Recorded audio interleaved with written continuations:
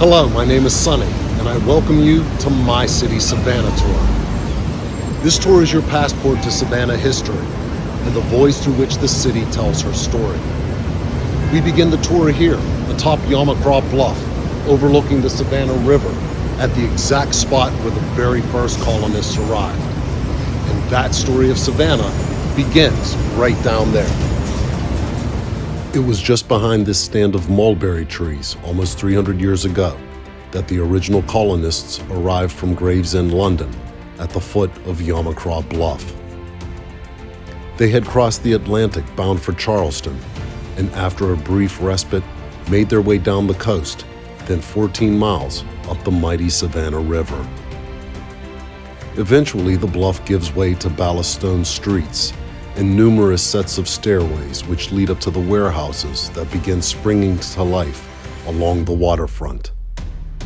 Today, they are restaurants and shops, but back then, the massive arched warehouse doors were made of wood, and here was housed the vast stores of pine, rice, and slaves on which men made their fortunes. You see their wealth in the architecture of their homes, men like Richard Richardson and James Habersham Jr. From the warehouses along the river, the story continues along the top of the bluff, where these suspended walkways and cast iron bridges became known as Factors Walk, and the upper floors of the warehouses became known as Factors Row.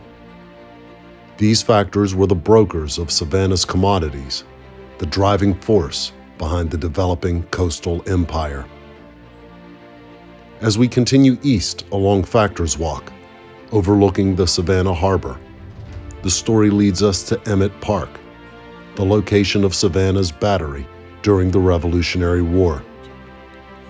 12 heavy guns crown the bluff overlooking the river, just on the edge of Fort Prevost, whose wall still stands guard on the city's northeastern end today.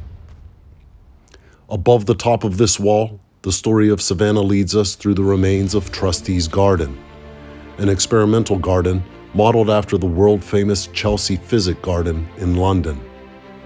Plants from all over the world were brought to Trustees Garden for cultivation, leading to advances in the peach, cotton, and pharmaceutical industries. Within the confines of this old garden, you will find the inn made famous in Robert Louis Stevenson's Treasure Island, where Captain Flint drunk himself to death on rum. And you will see the oldest home in the state of Georgia, dating back to 1734.